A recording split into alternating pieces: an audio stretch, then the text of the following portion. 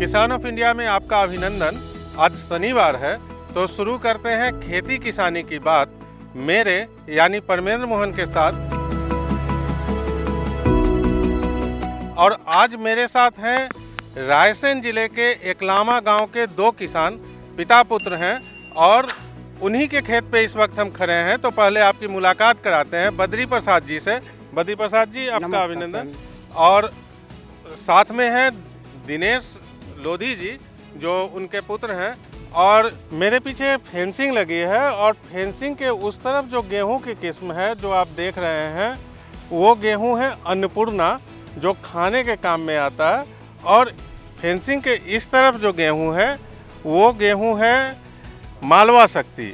तो सबसे पहले आपसे जानना चाहेंगे कि ये मालवा शक्ति और अन्नपूर्णा गेहूं की किस्मों में क्या अंतर है?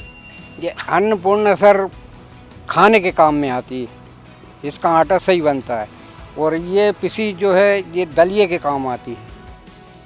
तो ये जो दलिए के काम में आता है, तो आपको दोनों किस्मों में से आपके लिए फ़ायदेमंद कौन सा है? वो तो सर समर्थन मूल्य में तो दोनों जाती है। वैसे अन्नपूर्णा बेस्ट खाने के काम से है और इसका तो पार्ले जी दलिया ये बनता है, बिस्कुट वगैरह सब। तो एक चीज़ समर्थन मूल्य की इन्होंने बात की। समर्थन मूल्य पर गेहूं की खरीदी यहाँ ठीक से होती है? आप लोग समर्थन मूल्य पर बेचते हैं? जी सर, हम समर्थन मूल्य पे देते हैं। पैसे तो रेट मिलेगा नहीं, समर्थन मूल्य जो आता है उसी का रेट सही मिलता है। तो सरकारी खरीद होती है? सरकारी खरीद होती है।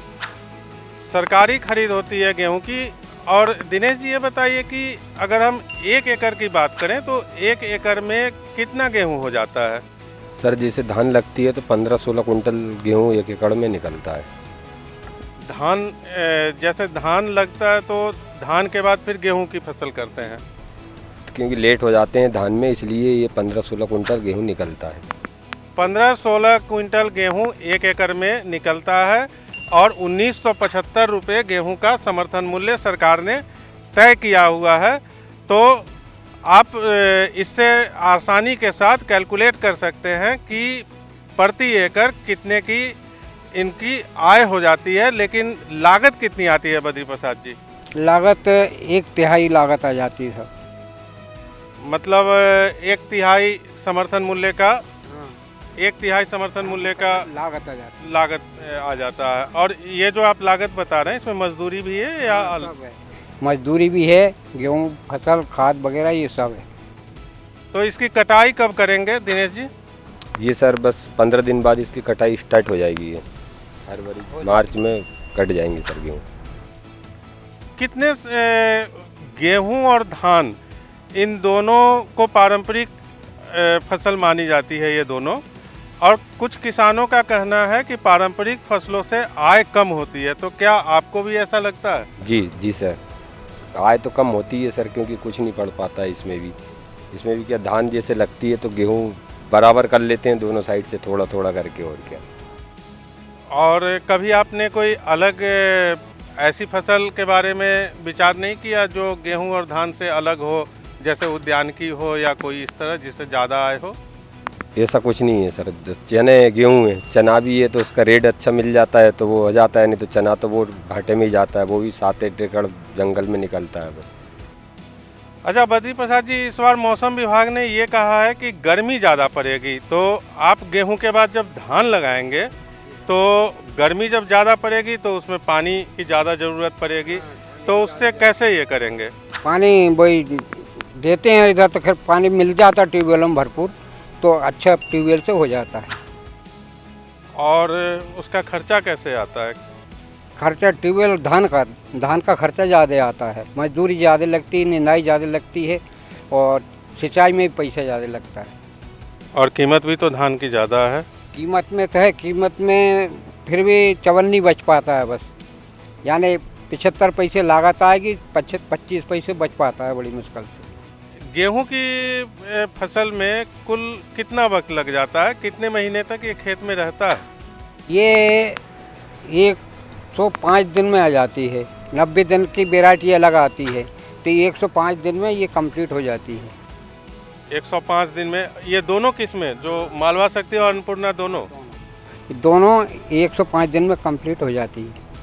और जब आप ये कटाई करते हैं, तैयार कर लेंगे, तो मालवा शक्ति ज़्यादा क्विंटल होगा या अन्नपूर्णा? नहीं सर, वो तो दोनों एक से सेम ही गिरता है। ये भारी रहती है थोड़ी वजन में अन्नपूर्णा, और बाकी के अन्नपूर्णा मालवा शक्ति भारी रहती है, अन्नपूर्णा थोड़ा हल्का रहता है।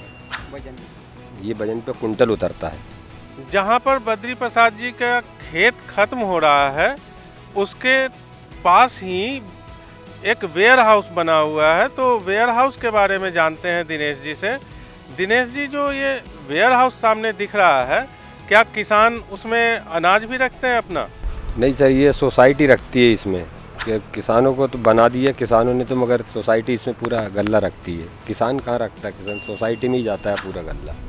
तो आपके जो सरकारी खरीद होती है, अगर मान लीजिए एमएसपी पे सरकारी खरीद ना हो पाए तो आप अनाज कहाँ रखते हैं? सरकारी सर फिर वेयर हाउस में रखते हैं। तो बद्री प्रसाद जी जो वेयर हाउस में रखते हैं तो उसका किराया जो आता है वो कैसा, वो आपकी लागत पे कितना भारी पड़ता है? भारी तो पड़ता है सर रखने में।